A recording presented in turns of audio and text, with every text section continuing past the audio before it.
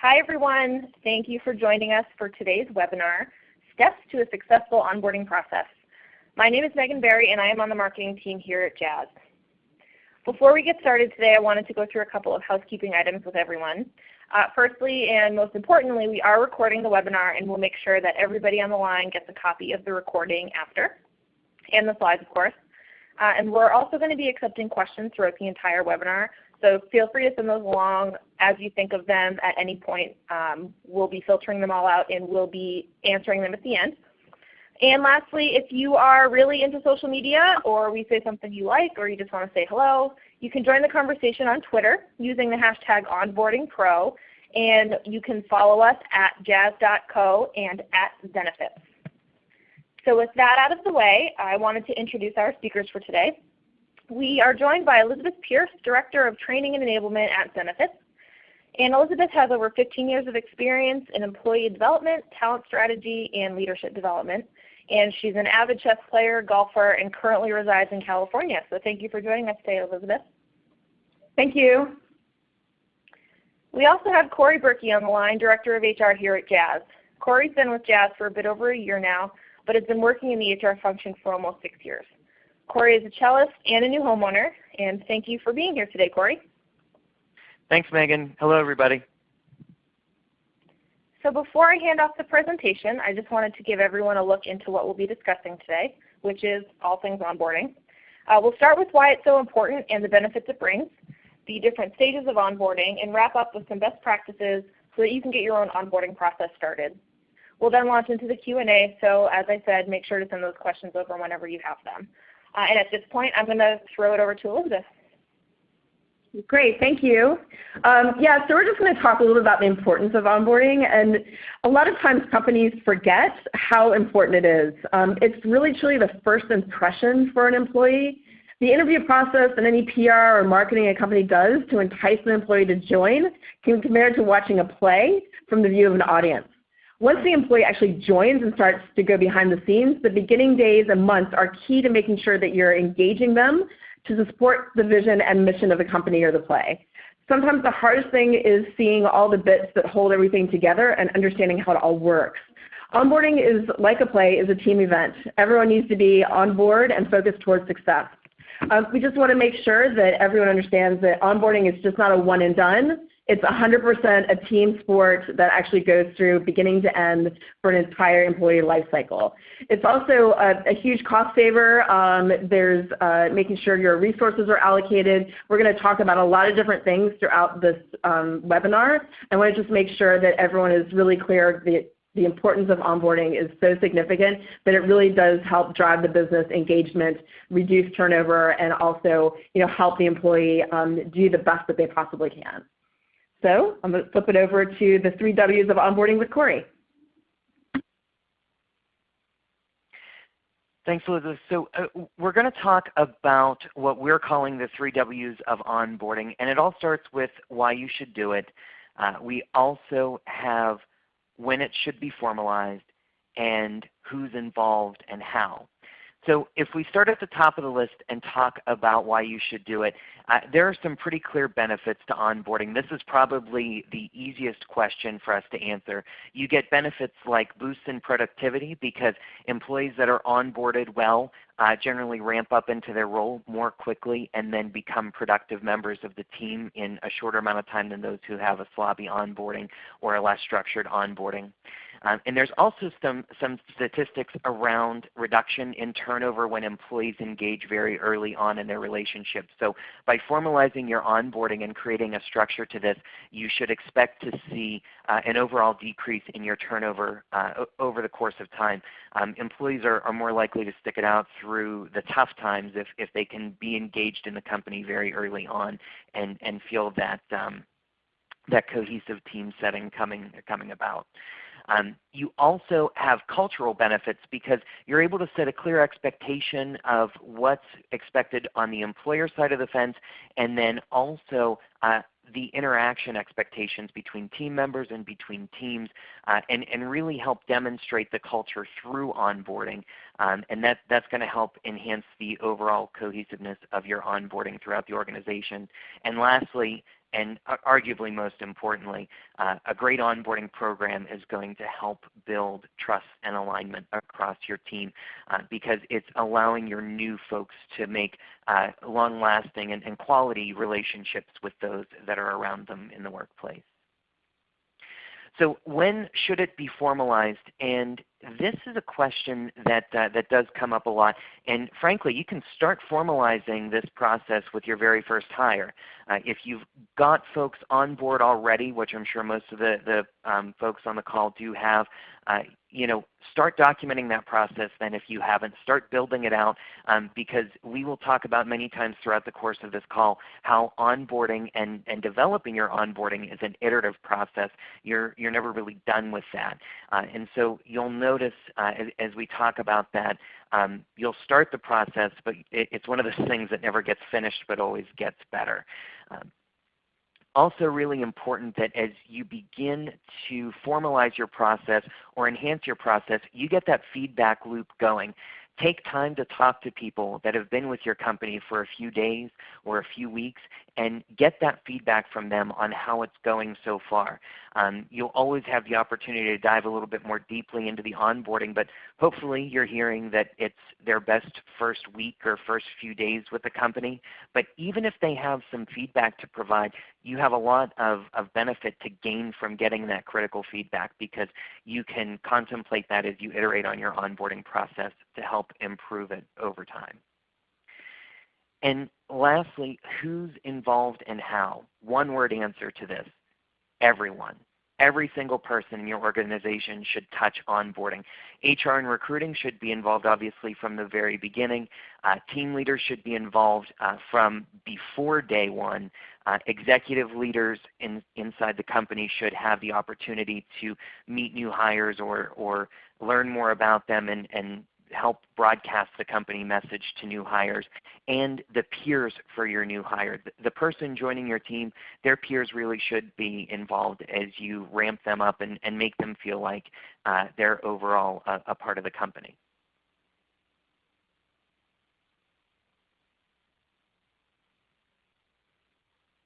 Thanks, Corey. Now we're going to take a more detailed look at the benefits of a strong onboarding program.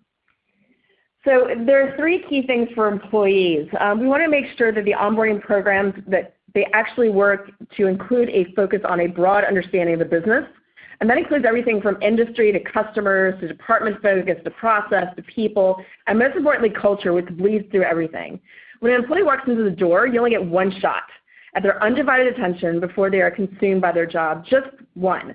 With the solid understanding of the basics, you created a foundation from which the hiring manager can build upon, for the employee knows enough to start asking strategic questions versus basic ones. We even had an example this week where someone came up to us and said, I know I delayed my onboarding for 2 weeks, and I walked into a meeting and I had no idea what the acronyms were. So it was really validation for us to go back and say, like, wow, I wish I had done this my first day when I walked in and actually had it become embedded in our onboarding program that we have that runs for 4 days. So it was a really great validation for us. We also want to encourage open communication channels.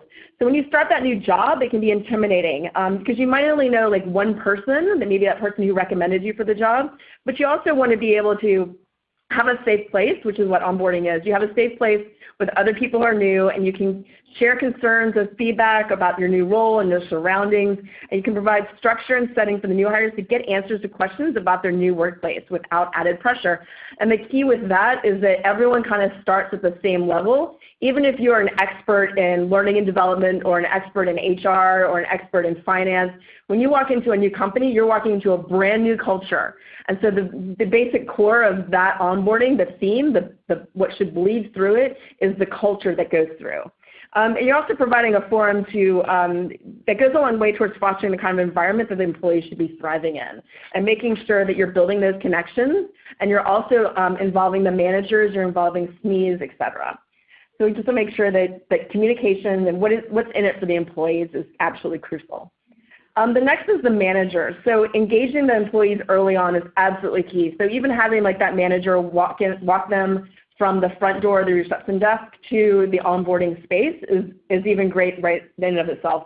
Making sure they're engaging with them that first day, because they may only have engaged with them for maybe an hour or so during the interview process. So making sure that they're on target, making sure that there's an outcome that matters most around the engagement, making sure that every new hire through the onboarding program knows the long way to fostering the engagement and retaining the information in the future. We want to make sure that the trust and alignment is there. We want to make sure that the new hire is actually pre-wired and on target. So we're pre-wiring them with the basic information and knowledge they need to be successful for their job, just as we had talked about in terms of the industry, the process, the procedures, the documentation, et cetera. We're just getting them, setting them up for success when they walk in the door for their new job, which is great.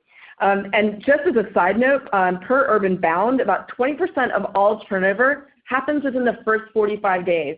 So it's not day one and done, it's day 1 to day 90. That's where it should really happen. And when you do that, you actually have a reduced ramp time. So just as I had mentioned before, someone had come to us and said, amazing, I wish I had done this day 1 so that I could have been better prepared for the meetings I was attending once I started my job. So that's absolutely key. The next is like for the business. What's in it for the business? It's really great to be able to say like that you can attract and retain that hard to find top talent. When I worked at a former company, one of the big wins for that company was that it was known for the best sales onboarding program in the industry. And so for us at Zenefits, we want to make sure that we are the best in our industry, period. So it's really great to be known for, I want to go work for this company not only for their product, what they do, how they treat their customers, the team, the culture, but also I'm going to get this amazing training when I walk in the door, and I'm going to be set up for success on day 1. The other thing it does is it increases the business growth. So in terms of Urban Bound, once again, it takes about 8 to 12 months to gain proficiency comparable to tenured employees. It's great to just kind of, the goal is to get them contributing faster. And that's what we're really focusing on. We're trying to get them the information they need to be successful as quickly as possible so they can start actually contributing at a very high level. And we also want to reduce turnover.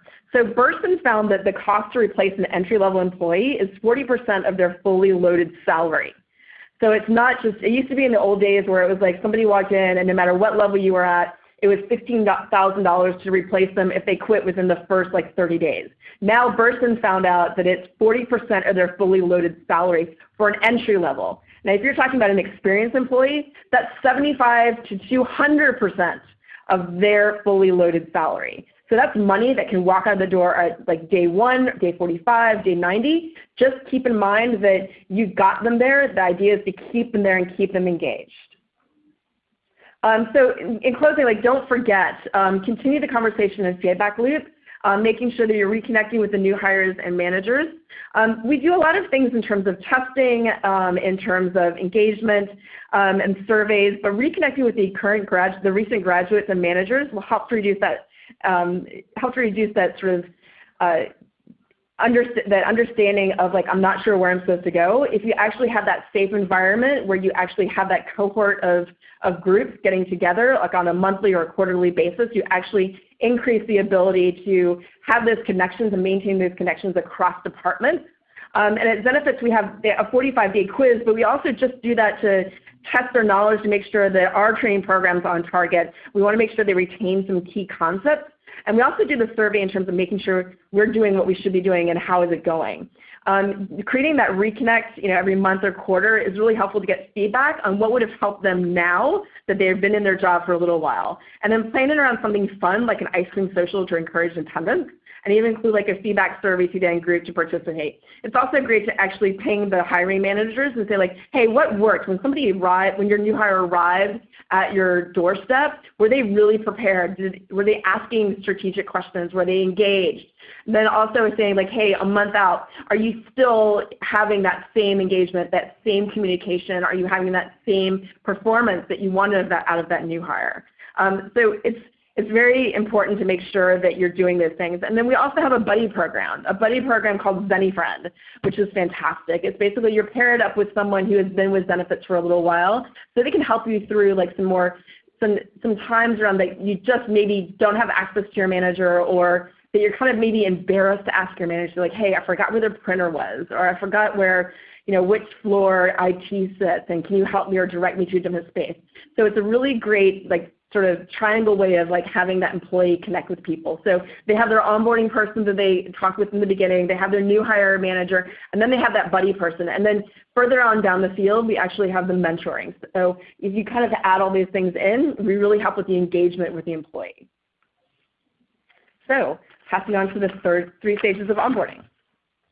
All right, so we all know, the basics of onboarding, and we now understand a little bit more of the groundwork. But one thing that is very important to absolutely make sure that you consider is the timing of these onboarding events, because this is not a one-day process, and by no means should you consider onboarding, just the first few hours of somebody's time with you whenever they first walk through the door. So we want to focus on 3 specific stages that are relevant to the employee life cycle. And the first one is that pre-employment stage. Something that's important to consider is the engagement before their first day. So you've extended an offer to somebody, they've accepted, and you have that start date on the calendar. Most of the time we all know it's at least 2 weeks from the day that the offer is accepted. And so take some time to stay engaged with that person over the course of that 2-week span.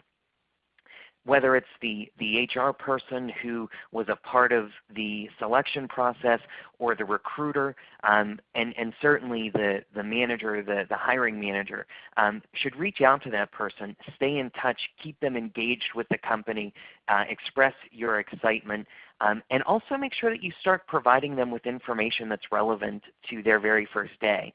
At Jazz, we send everybody a couple of emails before they start, but one of the most important ones is an email where we break down exactly what to expect on their first day, what time to arrive, where to park, what their first payday is going to be, what to bring with them on their first day, recap the dress code, things like that, things that really help them make sure that they can walk into their new employer on their first day feeling confident in how they've prepared. Also, make sure that for as much as you can, you've prepared paperwork for that first day. Make sure that things are out of the way. If you have any agreements that should be signed after the offer is accepted, make sure that you stage as much of the paperwork. If you're using a lot of paper in your onboarding, make sure that you prepare that.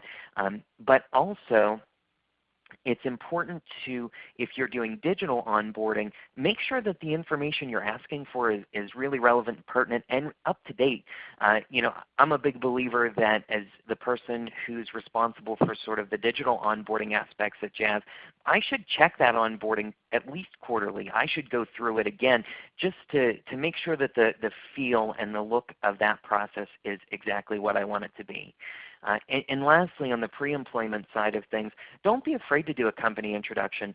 One of the things that I think is very helpful is that when we bring somebody into Jazz, we send an email to that person and the entire company that lets them get introduced to one another. We say, hey, we're bringing Megan on board, and here's Megan's LinkedIn profile, and she's going to join the marketing team. And one of the things that we've emphasized throughout our culture is the importance of sending a welcome message back to that new person that's going to be joining the team. The Jazz family loves to send gifts, so we tend to blow their inbox up with a ton of messages welcoming them and really letting our personality start to shine through. Then we talk about the first day. So we all know that there's the nasty part of day one where you have to do all of the paperwork, you have to gather all of the information or complete the digital side of onboarding, and it's kind of the part that nobody really looks forward to, but they anticipate. If you can break that up, break it up. If you can make it more fun, absolutely do it. But make sure that you get that information in your hands as soon as you can. And also make sure that you take some time to do some team introductions. We're also big believers in day one. Either the entire team or a part of the team should take a new person out to lunch and spend a little bit of time building relationships with them. But on the team introduction side, even the way that new people walk into your office is important to consider. We always like to make sure that there's one of two people at the door to greet a new person whenever they come in, and then lead them through the office back to their work site, make sure that they get introduced to those around them, and really help start forming those relationships and building those bonds with the team around you. Really important to get the IT stuff out of the way, but make sure that you take the time that that needs. For instance, at Jazz, we're big on using Macs, and you might bring people into the company that aren't necessarily familiar in a Mac environment, so we take some time with one of our folks in IT to really help make sure that they get what we call like Mac 101 to make sure that they're comfortable using the laptop that we provide them. And then we also go through some of the HR foundation things. Who to reach out to if you have issues is always an important thing to cover, sort of like a key contacts list. And then also making sure that they understand where to find information like the handbook, or if you have a wiki, things like that. Also important is scheduling out that first day, and I would even argue that this is something that is also a part of the pre-employment stage, because pre-scheduling training really helps make sure that that first day is everything that you need it to be. Scheduling the trainers if it's an in-person training, or scheduling the time for the new person to do e-learning and receive training digitally is really important. So getting that onto the calendar and making sure that that time is properly reserved will be key. And of course, touring the office space is a must. They need to make sure that they know where the restrooms are, where the kitchens are, all of that good stuff. So take the time to really do that, and then also be aware that you're going to get questions about those things after the fact, especially supplies, printers, things like that that we mentioned. Making sure that they know the lay of the land is going to be very important to make sure that they're engaged and really comfortable in their new working environment. And even beyond the first day, after the first day, training continues. This process can take several days or even months. And we spoke to some of those statistics that Elizabeth provided you with, and I think that it's important to really drive that home. One of the best things that you can cultivate is a culture of continuous learning, and that has to start with onboarding. So making sure that you've got things planned out and scheduled, and then that you're sticking to it is another key thing. Making sure that as you schedule these training sessions and you're developing the material that new folks to your team are going to review, and then following up to make sure that it was actually done, especially if it's an in-person type of training. Make sure that that training took place, make sure that it was substantive, and don't be afraid to check in often. You can never get too much feedback as far as your onboarding and training program go. Don't be afraid to reach out for it. Make sure that you do it, even down to the point where I schedule reaching out on onboarding. I make sure that I follow up with our new people, and it's very important to me that I get the opportunity to hear what they think about training and about onboarding, to make sure that if I have any opportunity at all to make it better, that I really take advantage of that. So Elizabeth is going to take us through best practices for successful onboarding. Great, thank you. So in terms of, let's do some more success findings. So having the partnerships across the organization is absolutely key. So in terms of leadership and manager engagement, it's absolutely necessary to have that. So we want to make sure that they believe in the value of the program and they understand the why behind the program. It really is it truly is an ROI. It's a return on investment for leadership and managers. If we have someone who comes through our program and basically they come out and hit their job, they're more likely to be able to engage very quickly. But then also going through and making sure that they understand why it's a return on investment. It helps the engagement. It helps with making sure that silos don't become created throughout the departments as well. Because when they go through onboarding, they're hearing a consistent message. They're hearing a consistent message around culture, around the company branding, around the way that people engage. They're hearing a consistent message around this is the basics that everybody needs to know to be successful at Zenefits. Everyone needs to know the basics of our product. Everyone needs to understand insurance. Everyone needs to understand like certain aspects of what we do. And everyone needs to understand our customers, and they also need to understand just that we're in sales. Like it's part of us. It's part of what we do. It's part of helping the customer. We want to make sure that we're on target because we help making sure that other companies are successful with our product. So we want to make sure that there's consistent messaging, there's a return on investment, and especially with managers who pull their employees out. I don't think that some of the managers are more green around this process have said, well, I don't have time for my employee to sit through that. And we're like, that's great. You know what? We just put 4 days of very highly intensive knowledge transfer into your employee. So basically, if you don't go through that, if the employee doesn't go through that, then the responsibility is then on the manager to do that. So if you think about the cost of time that the manager has versus if they just send the employee through the program, it's so much greater. It's great. It's like a budget thing that's just brilliant in terms of allowing the employee to engage completely, understand completely, and really focus on their knowledge. And also when we talk about the SMEs and the buddy participation, we covered that a little bit, but in terms of SMEs, we want to make sure that they're experts in what they do, and they also serve as the voice of the department they're representing. So not only are they the voice of Zenefits or the company that they're sitting in, but also they're the voice of that department, and it allows the employees to actually put a face to that department. So when they get into their desk and maybe they have a conflict or they need help problem solving a particular issue, they actually can remember a face and say like, oh, that's John that I met in onboarding, maybe they can actually help me. The other thing is with the buddies, they need to be highly engaged as well. They need to be more of a high potential environment. They just need to have some time under the belt and understand where certain things are. And both should project the company brand and culture. I cannot stress enough how important it is to have the brand and the culture represented with the SMEs, anyone who's facilitating onboarding, as well as the buddies and the new hire managers. The Alliance with Recruiting and Resources, Corey touched on this as well. I'll just reinforce it because recruiting and HR play a huge part in the employee life cycle. And even small considerations such as the scheduling needs to be in alignment. You need to be absolutely on target with that. At Zenefits, we have a start date every 2 weeks to encourage larger new hire groups for interactions. It's really hard to actually do a new hire program with like 3 employees and you have an activity that requires 10.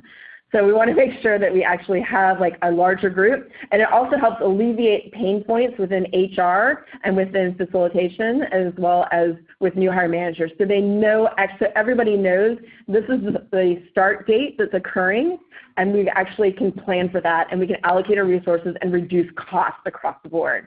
It also encourages, also recruiting always knows the start dates, which is great.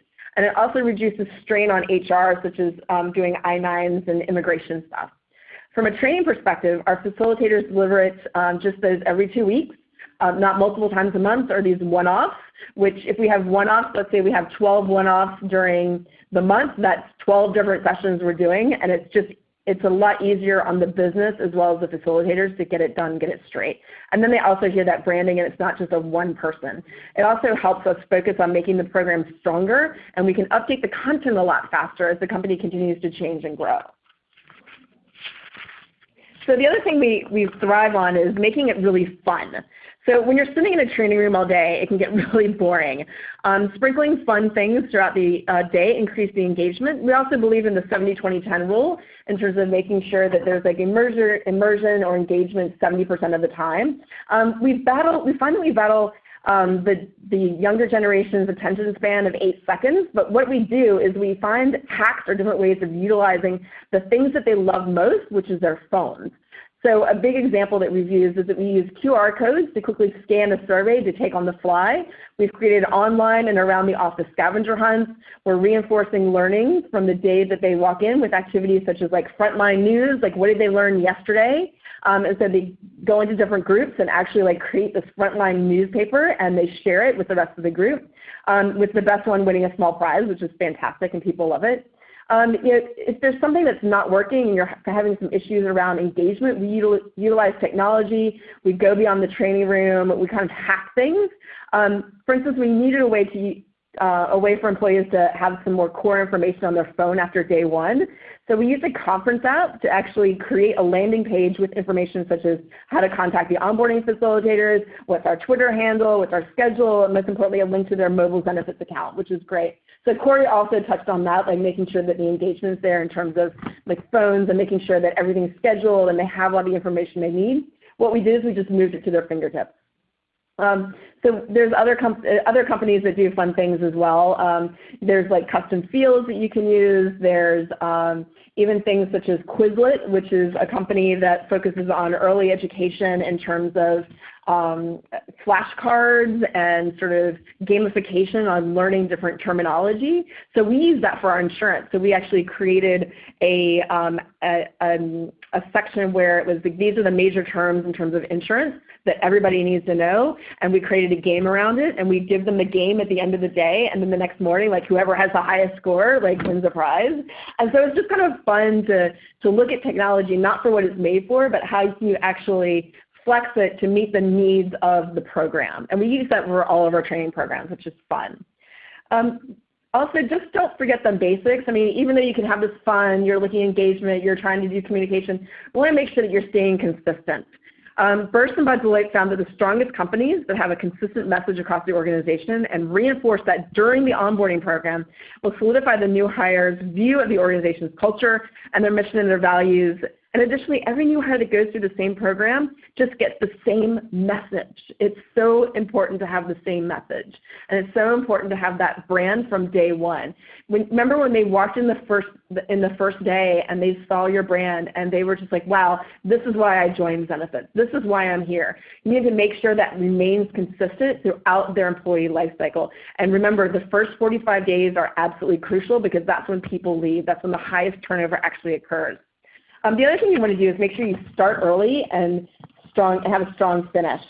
Don't let the opportunity of the first week get away from the new hire. Their brains are fresh, they're happy, they're engaged, it's high, they just want to be there. And you also want to finish with that solid review of what the new hires learned during the program and point them to resources that will enable their success.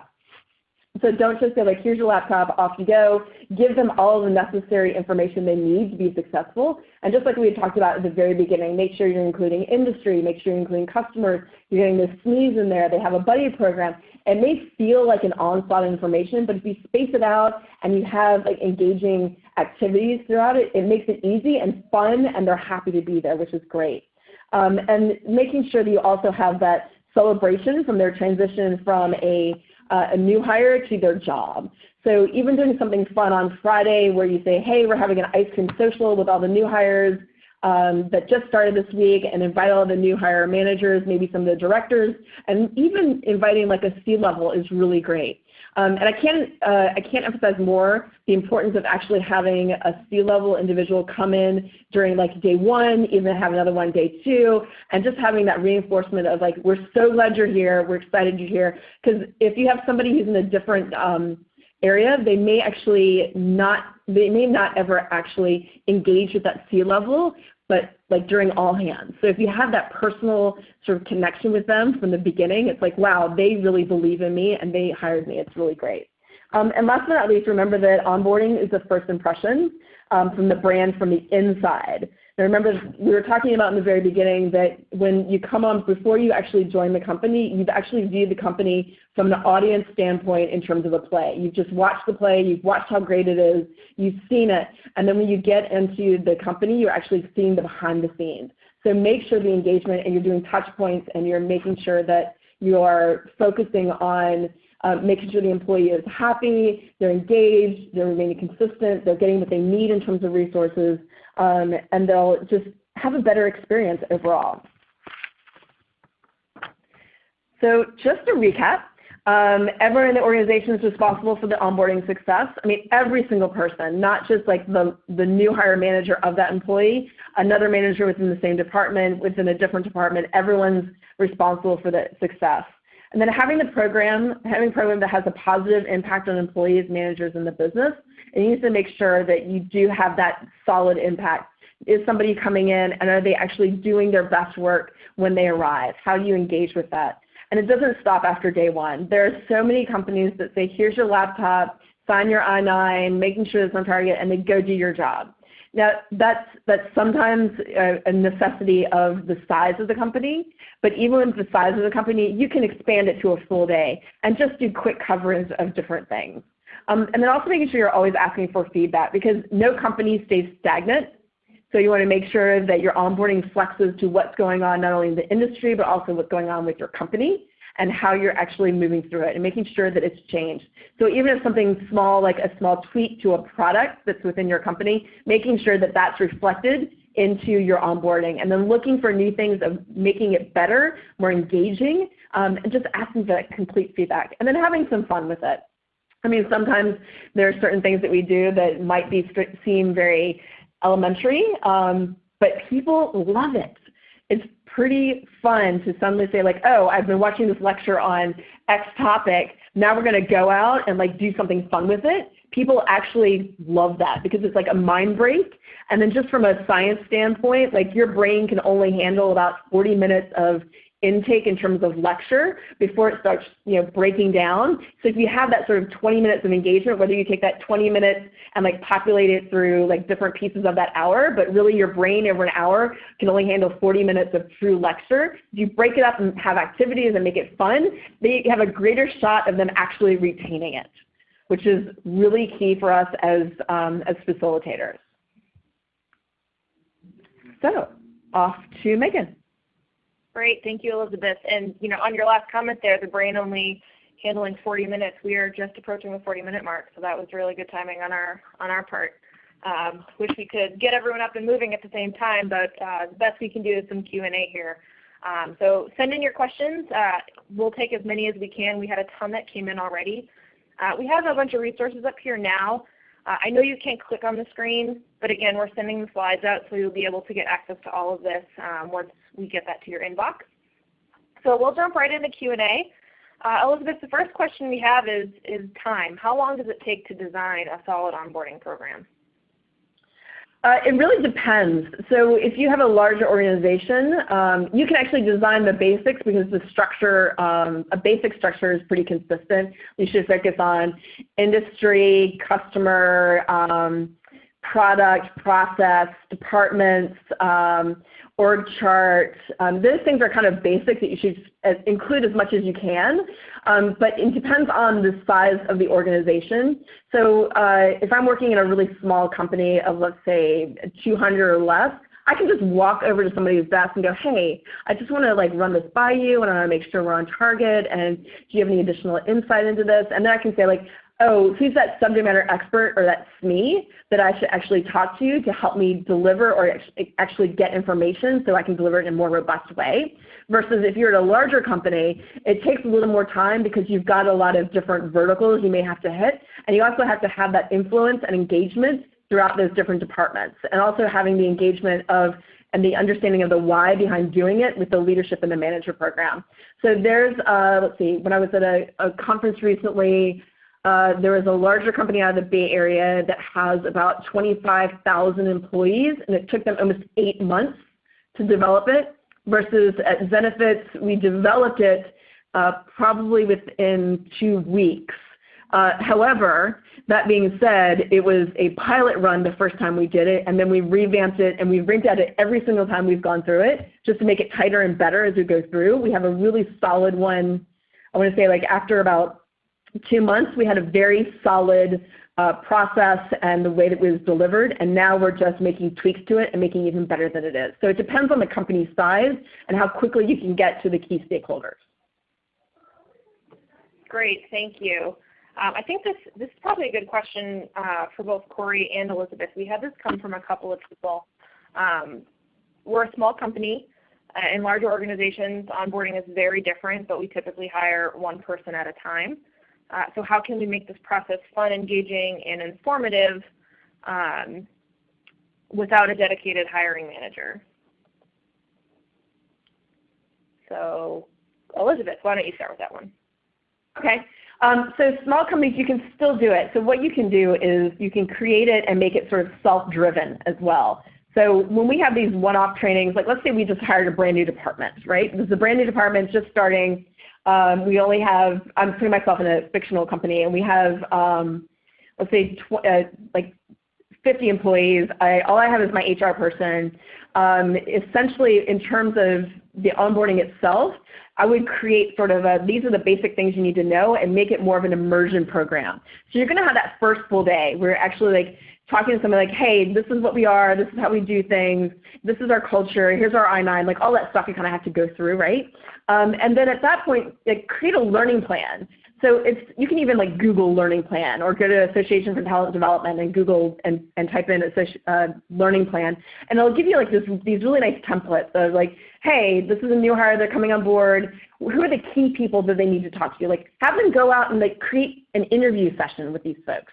Like go and say like interview like X leader, what do you do? Tell me what you do. What are you passionate about? Who are the key people you actually engage with? What are the key things that you do? Who are your customers? Like have them actually go through and like interview people that are key players within the company. And then at the end of that interview, ask them like, who should I go talk to next?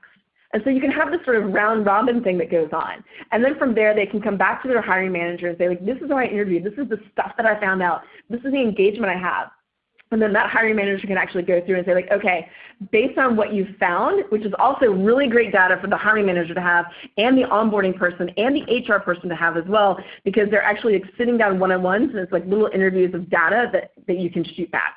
But the great thing about that is that the hiring manager then can say, based on this, why don't you go and spend the next day and a half actually shadowing this person on their particular job. So they're actually learning by immersion and learning by watching. And then if you need them to, it's like learning by doing. So have them actually answer a call or have them actually engage with a customer via email or whatever it might be. So you can still do it with small companies.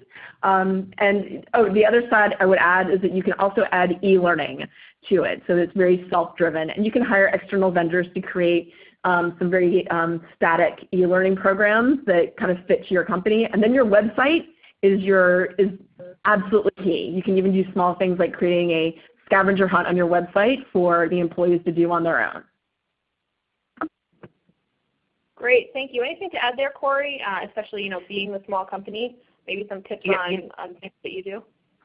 I totally agree with everything that Elizabeth said, but I also think that it's important to stress that when you create an onboarding program in a smaller company, making sure that you're incorporating ways to create consistency in onboarding is going to be important. And we've been spending a lot of time saying that onboarding is iterative. It really, really is an iterative process, and you're always going to be working to make it better.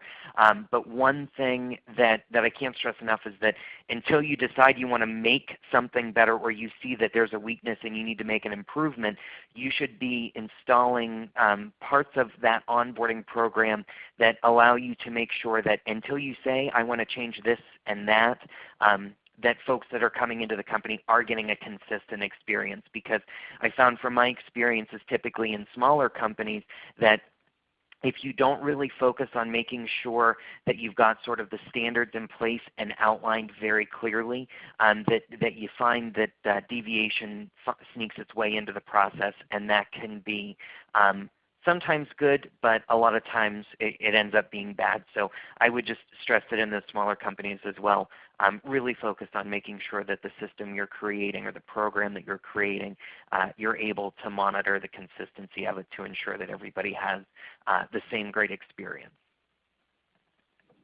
Perfect, thank you. Let's see, our next question here, Elizabeth, you had mentioned something about a buddy program a bit earlier. Is this buddy the hiring manager, or is it a colleague? Is it a teammate? Is it someone from a different team? How does that typically work? The buddies can be, and it's not the hiring manager. The hiring manager has a different focus, because the focus of the hiring manager is to be that leader and be that manager for that employee. That's a very different relationship than someone who is a peer or someone who is working cross-functionally in another department. So there's a couple different ways to kind of attack that. If you have a larger department, you can actually assign a buddy within that department or within that team, and that's great.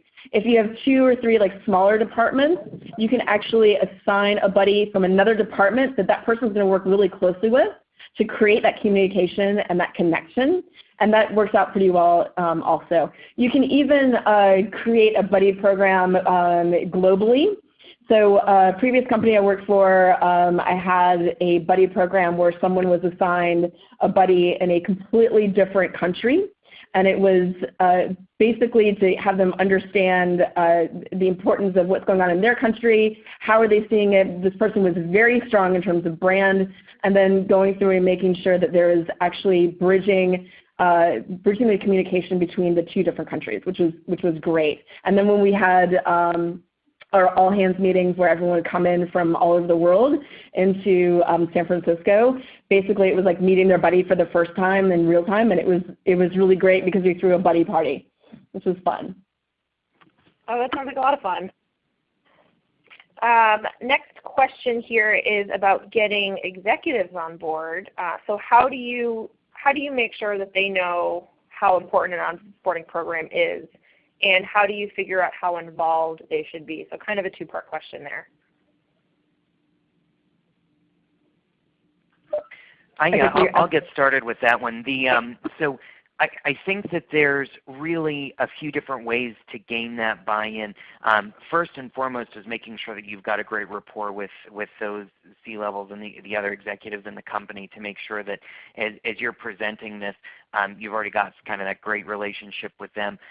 But even think about asking others that you're trying to get buy-in on an onboarding program what they remember about their first day at your company and at any company prior to, because I think we all have that story of, at one point I joined a company and they said, well, your desk is out here for now, but that closet's going to be your office, but you have to clean the closet out first before you can have it as your office. And it's like, wow, that's probably not the best onboarding experience. So just sort of having those conversations and stressing the importance with some of these statistics even that we're talking about on this call helps to reinforce what an impact good onboarding can have in the overall organization.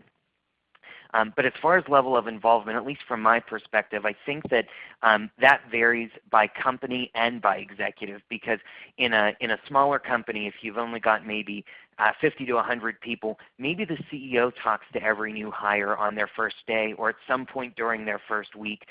Certainly hope so. One of the things that we do at Jazz is our founder and CPO, Don, is a big part of everything that we do at Jazz, obviously. But as often as possible, we're trying to make sure that he's got time to have conversations with new folks and that he gets introduced to them, because he is probably one of the most passionate people whenever it comes to speaking about what we are doing and where we're headed. And it doesn't necessarily have to be somebody who's in a role like that, but somebody who can be sort of share the strategic side of what the company is doing and the vision for down the road.